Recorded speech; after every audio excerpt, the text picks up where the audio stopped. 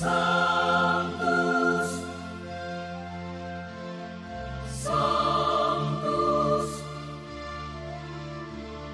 Sanctus Dominus Deus Sabaoth.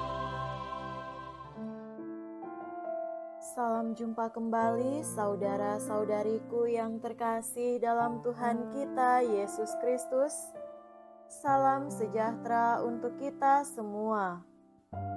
Berkat Allah yang Maha Kuasa senantiasa menyertai kita. Marilah kita mendengarkan dan merenungkan bacaan-bacaan kitab suci hari Selasa tanggal 8 April tahun 2025. Dalam nama Bapa dan Putra dan Roh Kudus. Amin. Bacaan pertama dari kitab Bilangan bab 21 ayat 4 sampai 9. Ketika umat Israel berangkat dari Gunung Hor, mereka berjalan ke arah laut Teberau untuk mengelilingi tanah Edom. Bangsa itu tidak dapat lagi menahan hati di tengah jalan. Lalu mereka berkata-kata melawan Allah dan Musa, "Mengapa kamu memimpin kami keluar dari Mesir, supaya kami mati di padang gurun ini? Sebab di sini tidak ada roti dan tidak ada air. Kami telah muak akan makanan hambar ini."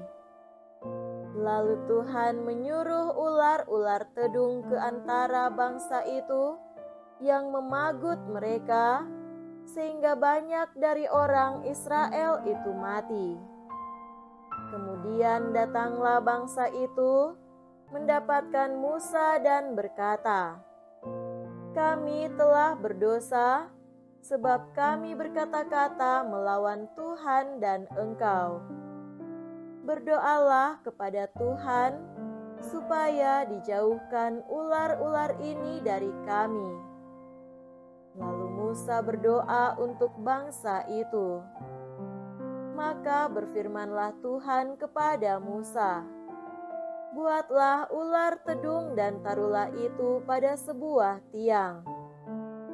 Maka setiap orang yang terpagut, jika ia melihatnya, akan tetap hidup." Lalu Musa membuat ular tembaga dan menaruhnya pada sebuah tiang.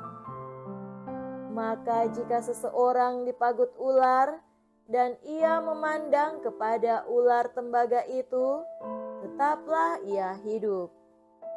Demikianlah sabda Tuhan. Syukur kepada Allah. Semoga Tuhan beserta kita sekarang dan selama-lamanya.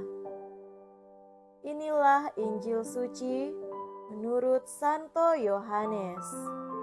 Dimuliakanlah Tuhan. Injil Yohanes bab 8 ayat 21 sampai 30.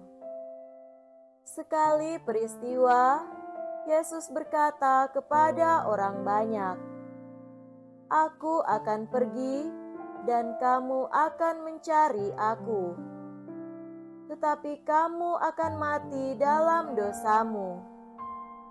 Ke tempat Aku pergi, tidak mungkin kamu datang." Maka kata orang-orang Yahudi itu, "Apakah ia mau bunuh diri?" Dan karena itu dikatakannya, "Ke tempat Aku pergi, tidak mungkin kamu datang." Lalu Yesus berkata kepada mereka, "Kamu berasal dari bawah, Aku dari atas. Kamu dari dunia ini, Aku bukan dari dunia ini. Karena itu, tadi Aku berkata kepadamu bahwa kamu akan mati dalam dosamu, sebab jikalau kamu tidak percaya bahwa Akulah Dia, kamu akan mati dalam dosamu." Maka kata mereka kepadanya, "Siapakah engkau?" Jawab Yesus kepada mereka, "Apakah gunanya lagi aku berbicara dengan kamu? Banyak yang harus kukatakan dan kuhakimi tentang kamu. Akan tetapi Dia yang mengutus aku adalah benar, dan apa yang kudengar daripadanya, itulah yang kukatakan kepada dunia." Mereka tidak mengerti bahwa Ia berbicara kepada mereka tentang Bapa. Maka kata Yesus, "Apabila kamu telah meninggikan Anak Manusia, barulah kamu tahu bahwa Akulah Dia, dan bahwa Aku tidak berbuat apa-apa dari diriku sendiri, tetapi Aku berbicara tentang hal-hal sebagaimana diajarkan Bapa kepadaku. Dan Ia yang telah mengutus Aku menyertai Aku. Ia tidak membiarkan Aku sendiri, sebab Aku senantiasa berbuat apa yang berkenan kepadanya." Setelah Yesus mengatakan semuanya itu, banyak orang percaya kepadanya. Demikianlah sabda Tuhan. Terpujilah Kristus. Saudara-saudariku yang terkasih dalam Tuhan kita Yesus Kristus, tema renungan kita pada hari ini adalah mengenal Yesus lebih mendalam. Pada bulan Februari tahun 2004, Mark Hall dari kelompok musik Casting Crowns merilis lagu yang berjudul Who Am I? Lagu ini dimulai dengan kalimat "Siapakah diri saya?"